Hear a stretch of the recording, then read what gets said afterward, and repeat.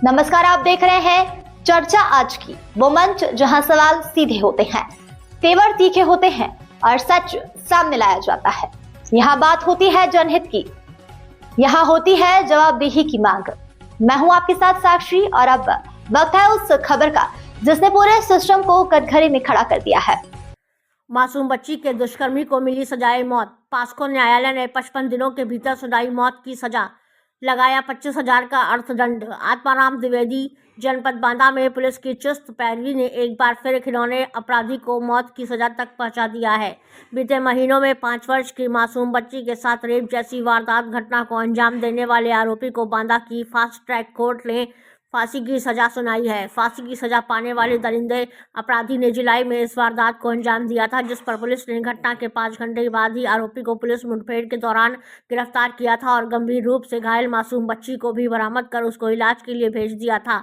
Police की चुस्त पैरवी के चलते चार्जशीट दाखिल होने के बाद 56 दिन के भीतर ही इस रेपिस्ट दरिंदे को न्यायालय ने फांसी की सजा सुनाई है। दुष्कर्म और हैवानियत का यह मामला बांदा के कालिंजर थाना क्षेत्र से 25 जुलाई 2025 को सामने आया था, जहां अमित नाम के एक दरिंदे ने मासूम को 10 रुपए के टॉफी दिलाने के बहाने बुलाया था और वह दरिंदगी के साथ बलात्कार किया था, जिसमें बच्ची के शरीर में कई जगह काटने के निशान थे और उसको गंभीर चोटें इस दरिंदे ने पहुंचाई थी।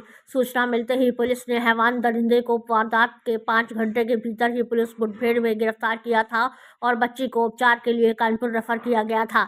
इसके बाद मामले को फास्ट ट्रैक कोर्ट में रखा गया था, जहां चार्जशीट दाखिल होने के 56 दिनों के अंदर पुलिस की त्वरित पैरवी के चलते फास्ट ट्रैक कोर्ट ने ऐतिहासिक फैसला सुनाते हुए दरिंदे अमित को सजाए मौत की सजा सुनाई है। कालिंजर के एक प्रकरण में सजा सुनाई गई, क्या है पूरा मामला? देखिए, इस प्रकरण के बारे में बता दें। दिनांक 25 जुलाई को जनपद बांदा के थाना कालिंजर क्षेत्र में सूचना प्राप्त हुई थी कि एक बच्ची जिसकी उम्र करीब 6 वर्ष थी, उसके साथ उसी के पड़ोसी व्यक्ति द्वारा दुष्कर्म किया गया है, जिससे उसकी हालत काफ़ी गंभीर है। सूचना मिलते ही तत्काल संज्ञान लेते हुए इसमें समुचीन धाराओं में अभियोग पंजीकृत किया गया।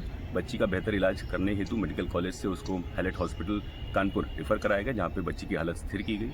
इसमें जो टीम्स हमने गठित की थी, उनके द्वारा जो नामित अभियुक्त था उसको पुलिस मुठभेड़ में गिरफ्तार किया गया, जिससे उसके दोनों पैर में गोली लगी थी।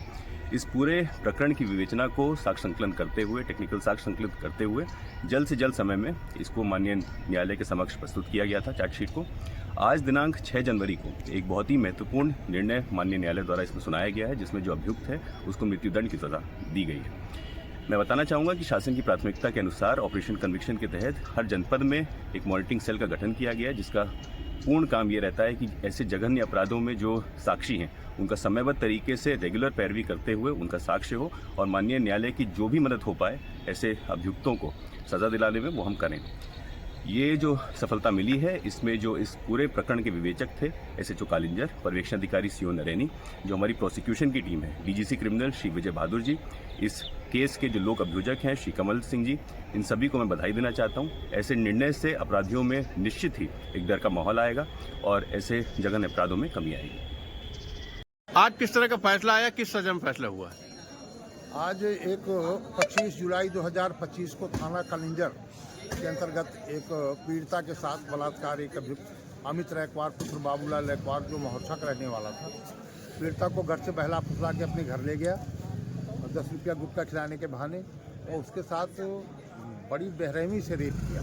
यानी उसका बायां हाथ तोड़ दिया, जीभ काट करके फेंक दिया, सीने में काटा, गाल में काटा, मतलब बड़ी और रेक्टम इतना बलात्कार इतना कि टट्टी पेशाब की रास्ता एक हो गई थी, सारी झिल्ली लपट गई थी। उनका ऑपरेशन हुआ। इसके बाद उसको पीड़िता जब वहाँ ढूंढते उसके परिजन पहुँचे तो पीड़िता जिस हालत में मिली उसको लेकर के आए। 112 में फ़ोन किया। फ़ोन करने के बाद पुलिस ने तत्परता दिखाई, FIR लॉन्च की गई। उसको तुरंत लेकर के नरैनी आए। नरैनी में हालत बहुत खस्ता थी उसकी, तो उसको Rani Durgavati medical college refer कर दिया गया।